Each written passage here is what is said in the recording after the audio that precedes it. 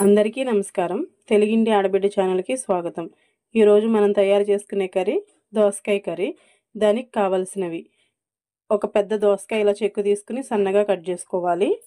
ఒక పెద్ద ఉల్లిపాయ ఇలా సన్నగా కట్ చేసుకోవాలి. ఒక పచ్చిమిర్చి, ఒక 2 టమాటాలు ఇలా సన్నగా కట్ చేసుకోవాలి.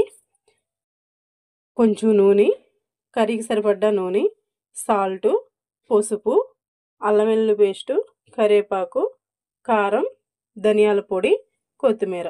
ఇప్పుడు మనం తయారీ విధానం చూద్దాం. ఇలాగ బాండి కొంచెం వీటెక్కిన తర్వాత సరిపడ్డ ఆయిల్ పోసుకుందాం. సన్నగా కట్ చేసిన ఉల్లిపాయ ముక్కలు, పచ్చిమిర్చి వేసేసుకుందాం.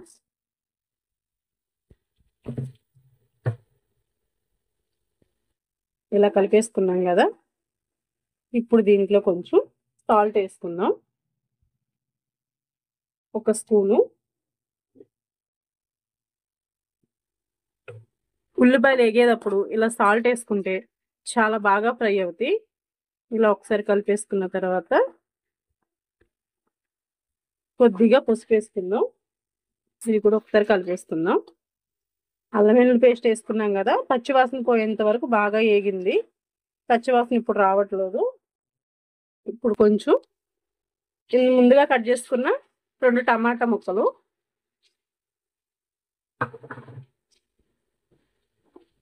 ఇలా కలిపేసుకుందాం. టమాటా ముక్కలు కాసేపు ఉడికేదాకా లో ఫ్లేమ్లో పెట్టుకుందాం. చూసారుగా, టమాటా చాలా బాగా ఉడికిపోయింది. ఇప్పుడు దీంట్లో మనం దోసకాయ ముక్కలు కూడా వేసేసుకుందాం.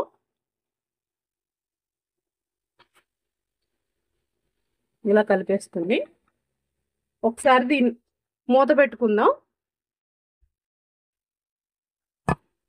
మూత పెట్టుకుని ఒక 5 నిమిషాలు ఉంచుకుందాం. ఇప్పుడు మూత తీసుకుని ఒకసారి కలుపుకుందాం.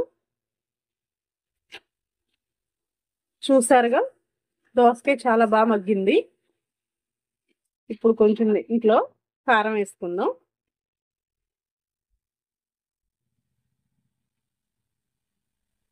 ఒక స్పూన్ కారం.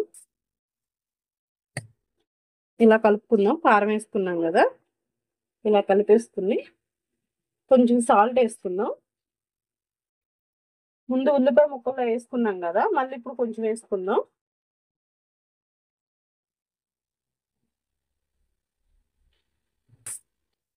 వాటర్ పోయకుండానే బాగా మగ్గినాయి. చూసారా దోసకాయలు. ఒక 5 నిమిషాలు ఇలాగా స్టవ్ మీద ఉంచుకుంటే చాలా బాగా మగ్గిపోతుంది. లో ఫ్లేమ్లో పెట్టుకుందాం. ఒక 5 నిమిషాలు ఉంచుకుంటే చాలు. దోసకాయ కూర రెడీ అయిపోతుంది.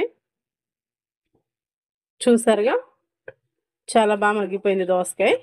ఇప్పుడు దీంట్లో కొంచెం ధనియాల పొడి, ఒక స్పూను, కాస్తంత కొంచెం కొత్తిమీర, ఒకసారి ఇలా కలిపేసుకుందాం.